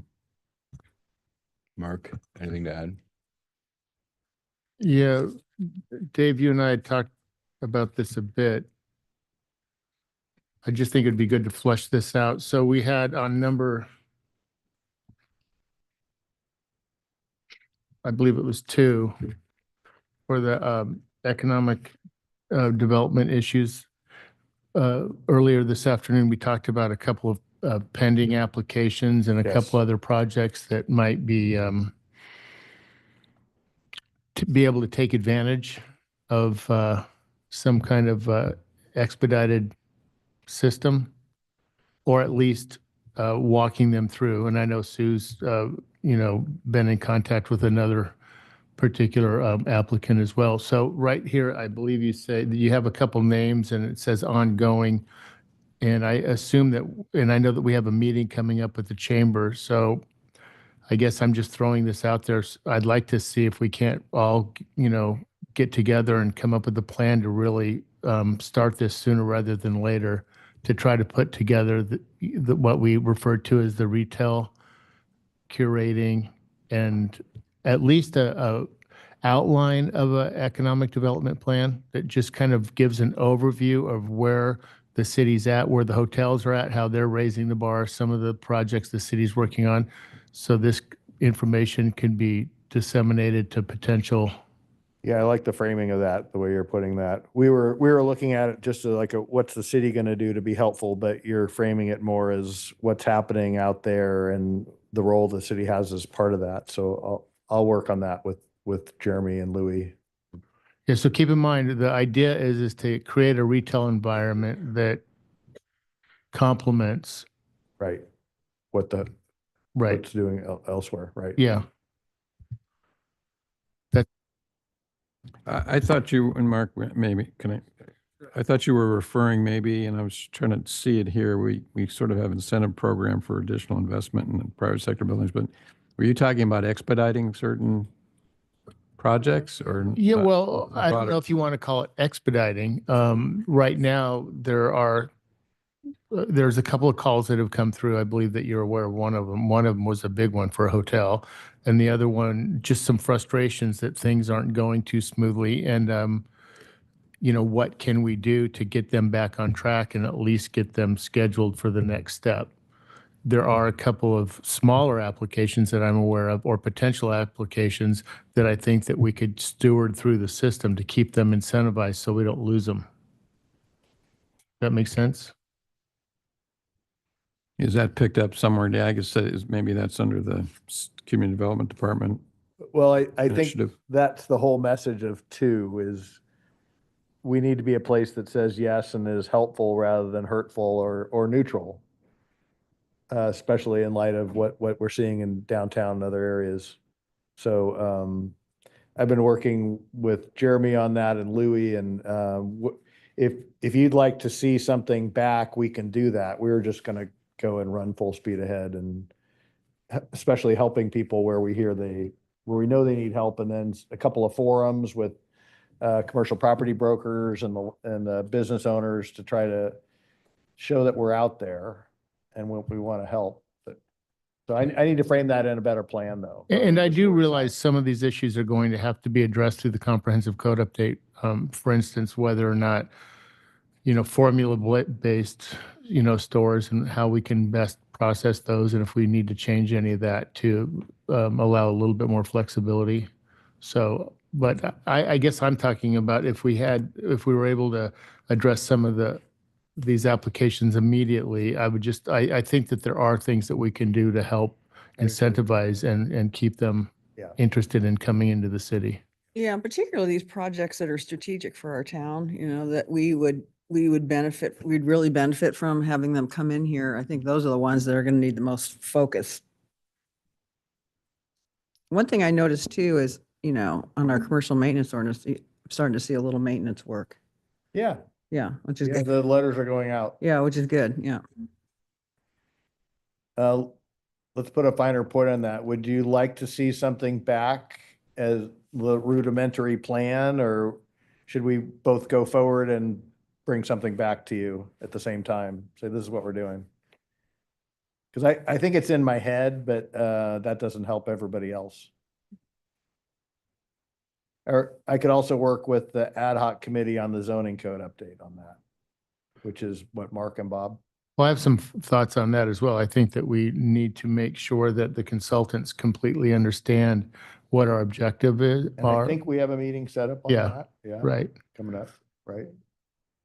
So I think that right now, since you know what's in your head and you have some of these things listed here, and you've assigned Jeremy and Louis, and you say ongoing TBT on one of them, but I think that you give it a little bit more time for you to, put things together and develop your plan and have a Okay. couple of meetings. I'd rather just see us get things going instead of you spending your time. Okay. Plan could be as we're running. Yeah. And at some point, will you guys bring forward what the focus, or what the goals are going to be for that? Yeah, I think that was ultimately the plan, was to really do a dive into the economic development report, and that would still be ongoing. I just say, what my question is, can we do some of these things immediately before that plan and before all of the big plans occur, right? I just think that there's some interim Yeah, things we that can we can summarize do. that for everybody. Okay, good. Any other questions? Holly? Just some comments. First of all, I think that this strategic direction is exactly what we talked about, and I really appreciate the work that you put into fleshing this out a little bit. Obviously, to address some of the concerns I've heard tonight, but just in general, we're not going to be able to do everything at once. Like, that's not the point. The point is, where are we headed? And then through the budget process, through the CIP process, I think we'll have a better understanding of what comes first in our priorities. The one thing that I don't see on here, and I don't quite know how it would fit in, is open space acquisition. I think that that's something we should always be looking at, even if we're not actually putting a plan together to accomplish it. We just need to have our eyes open. If only we had someone on the city council who had experience with that. I agree with that. Sue?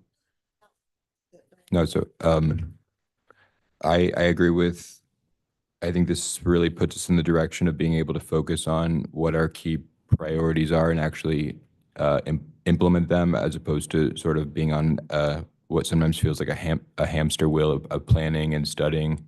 And so I'm very supportive of the direction here and looking forward to all the hard work ahead to implement it. So I would move the recommended actions as listed. And then are there any changes? With comments that we had. Well, Well, I don't know about all the comments. So Sue, your comment was to basically, for downtown specific plan, basically take out the Yeah, part about just to the look at, entire plan. yeah, just to look at a couple of The state early areas. actions is what you're at. Yeah. Yeah, okay. Yeah. And the early actions you were recommending were Forest, Alley, and Ocean. Mhm. Could I combine that with Beach? Nope. Well, 'Cause the we Coast have- Highway between Ocean and Broadway. Coast Highway between Ocean, okay. Yeah, there you go. Okay. Do you You're not gonna remember? throw in Beach? That little stretch with the? Yes. All right, Yeah. okay. So let me try to restate that. Beach between Broadway and Ocean, Lower Ocean. Yeah. Coast Highway between Ocean and Broadway, and then the Forest Alley. That sounds good. I think there's Okay. consensus. Yeah, just one comment on because I was reading the detail here on Initiative 2, which is economic development, sustain and revitalize downtown and other business districts. But then when you look at the description goal, I think it's limited to the downtown. Can we say the economic trends in downtown and other business districts in that description? Oh, I kind of weakly said projects translate to other business areas, but at the last little sentence of that, but that, you're right. Oh, I see. Okay. Yeah. Okay. I think there's consensus All on right. that. And then this is the last time I'll bring it up, but we're not going to look at a pool at all, even if staff brings something back. I think the language here is good.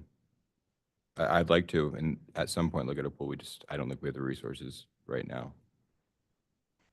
That's where I would be. So I think the question is, do we want to have the St. Catharines plan consider the option of a pool? I think actually, Gavin, won't it look at when we come back? It can, depending on what the council's action is tonight. But what, like, is Griffin looking at something in Lang Park too? So Griffin was looking at a pool concept, and it was basically after the 31st, we said, well, we may need to look at okay. other options because of the action the council took on the 31st. So the council takes a different action tonight, we can restart that process. But they were looking at a pool because that was the action before the 31st. Yeah, I think I'm supportive of just moving forward with the lease agreement for the 45-meter pool. I think we have enough spending and other priorities that it doesn't preclude us from pursuing a pool in the future. I just don't think that we have the money right now or the capacity to look at. It's not a question of the money right now. It's a question of how you plan a physical space, right? And that's a physical space down there. So that's okay. I just think we should do that, but I hear you, and maybe we'll talk about it again when the master plan comes back. Well, if I may, Gavin, I thought that they were going to show what functions could happen at St. Catharines, and if there were some design issues there, that they could also show an alternative at Lang. So I thought we were looking at both, actually. So I think they should say this. So they can look at a pool, and they were looking at options for the pool. But if there's a decision not to consider another pool location, then they would look at other, say, opportunities at those locations. For example, pickleball courts, tennis ball courts, whatever may be at those facilities. And it would be done in the same fashion as the meeting that we just had, where it's just blocked in. It's just blocks, right? Not So a lot of design. correct. Not a lot of design, just it's a space that to accommodate. But of course, with certain pools, there's parking restrictions and other things that they would have to consider. Right. So Well, they when had look that. at They had it marked in what we looked at the other day. They had the function and where the parking would go. Correct. It's more a question of, is it feasible there? And I mean, right, and that's what you're kind of talking about. You block it and you have certain parking requirements Yeah. and whatever. And if it's not feasible, it's not feasible. But if we don't, I don't know, if we don't look at that site now, sounds like Lang was being looked at. And if you don't look at that site now, what's the process to get back to it? You're talking 3, 4, 5 years probably to get back to looking at it again. So I don't know if I haven't been involved in the master facilities plan process, but I mean, if that was what they were doing, which was just blocking out areas and saying, yeah, it works or it doesn't work, why wouldn't we want to do that? Well, I think that's having I think the language captures that we're not studying a separate pool at this point, but we could have a vision of a pool in the future and make sure that we're not doing designs that preclude that. But I don't want to just be going through an exercise but I get what you're saying, Bob. I'm supportive of it as written. Where's everyone else? Do we have consensus, or do you want to add another study of a pool? I don't want to add another study of a pool. I think we need to move forward with the lease agreement with the high school. And I think as we are looking at the St. Catharines specifically, at that property specifically, we're already looking at it. We're already studying it. I don't see why we wouldn't have them at least say, ultimately, it could be feasible to put a Long-term. pool here long-term. Yeah, Or absolutely. it couldn't be. That's the whole point of the facilities master plan. But I think the question before That's us what I'm thinking. That's what I think. is whether we should be studying a pool right now. And I think the answer to that is no. I think we're all in violent agreement on I this. don't know about violent, but yeah. So are we okay with the language as written here, or? So does the language as written here preclude us from having the St. Catharines study address the feasibility of a pool there ultimately? In my spirit of having difficult conversations now and easier ones later. Yeah. I think it would be clear, what I'm hearing from at least 3 of you is that the facilities master plan should consider a block that says pool in it, and it could be in the Lang Park and or the CRC. That's what I'm hearing. I'm not hearing right? Okay.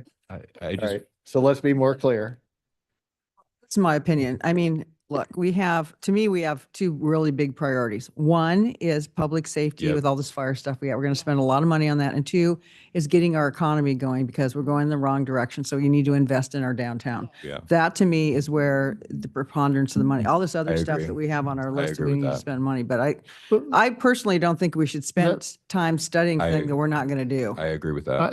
And I get what you guys are saying, but what Dave is talking about, the block, right, that he's talking about, that kind of a plan is going to take very little time. And I think what it's going to lead us to is if we ever do want to plan for a pool, we're going to see what makes sense, right? If it's even feasible. And they're going to, next to that block, they're going to put how many parking spots it needs and access. It just, as you saw the other day, Yeah. Alex, it's just a block. I think it should be part of the facilities master plan. Yeah, I agree with Sue. I just think that what we do in this town is we just study everything to death and we don't get anything done. And it's I'm why not- we're I mean, I get what you're saying, that it's easy to just say it's a block, but really what we're talking about is, like, we have 4 fire stations right now that in an earthquake are going to all fall down. It's like we have so many other things that we have to focus our efforts on.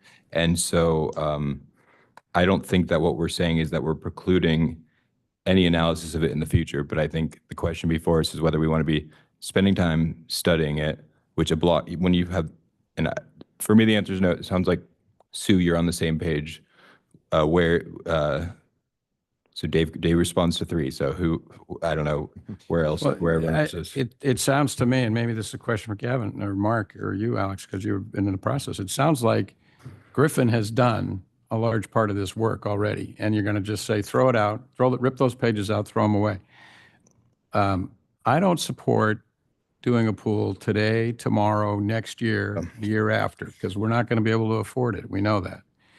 But I know we've got physical space that we're trying to master plan now. And master plan means long range. So why wouldn't we look at it and say, okay, it's feasible, it's not feasible, and be done with it, right? So that would be my pitch. It's just if the consultant was already doing the work, let them complete the work and bring it back, and then we can put that out, in year 5 or 6 or 10, wherever. Or never. I mean, I think that's an absolute option. We can decide, no, never. We're not going to do this. So Dave, I feel like you don't have direction. I feel like it's close, but I don't quite have it yet. Sorry to be difficult here. Okay, just for the heck of it, I'll move that we request the Griffin, the master plan, to include in the master facilities plan that comes back to us this basic analysis of feasibility analysis at the LBCRC and Lang Park for a pool, and for further discussion at that time. What about long-term feasibility analysis? Is that a fair characterization? Sure, of what long-term feasibility, I'm fine with that. I think that gets us where we need to be. Because you're right, long-term, we should be looking at, I mean, I think personally, Lang Park, we should have a world-class recreation center and a pool there, but that's going to be in 10, 15 years, so we shouldn't take actions now that would preclude that, but. And we can't let that hold up our moving forward Yes. with the lease agreement with the high school. That's No, that's the key I think thing. everybody's on the same page So there. I think Yeah. inserting my friendly amendment to long-term works. Okay, Dave, It's now all do you quite- think that's quite clear. If you have clear we wanna vote- direction? We want to vote on Okay. that, yeah. Anything else?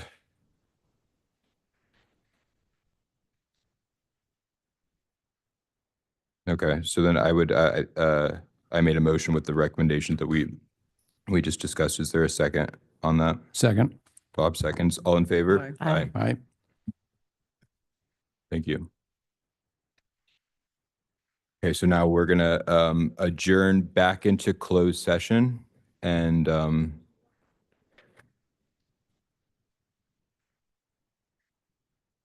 there any council member? Probably better do it while more people are here.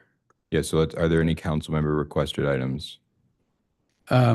Yeah, a question for Jeremy. So on the comment that Mike Beenan made earlier, you and I chatted yesterday. Is the Fish and Game meeting the 13th of February or March? I thought it was March. It's my understanding that they'll actually be considering, the Marine Resources Committee of the Fish and Game Commission will be considering the Blue Belts petition at its March 13th meeting, whether to proceed or not. March Not 13th. the day after tomorrow, which is a Fish and Game Commission, where they might be talking about the overall process, but not the merits of any specific petition. So on March 13th, there will be discussion of that petition. That's what I'm told, yes. Okay. So I would like to request that we bring back for discussion to council an item as to whether or not we should adopt the resolution with respect to the March 13 action. That'd be my motion. I Okay with support that? it. Okay, I support. good. So we have support for Yep. that coming back as Yeah. discussion. Yep. Hallie? I support that. No, I don't. You had an item. I do have an item. I met with Chief Bond about the possibility of adding a 5th volleyball court to Main Beach. That would be a pilot program, particularly to be used during the high school season, because right now the beach volleyball courts are really, really busy when the girls' team, that sport has just exploded in popularity, and the boys' teams are practicing. So I think I would like to propose that we bring forth the idea of a pilot program to add a 5th volleyball court to Main Beach in the off-season months forward for discussion. Supportive. I'm supportive. Yeah. Okay, good. It looks like we have two items for future agendas with discussion and analysis. So good. Okay.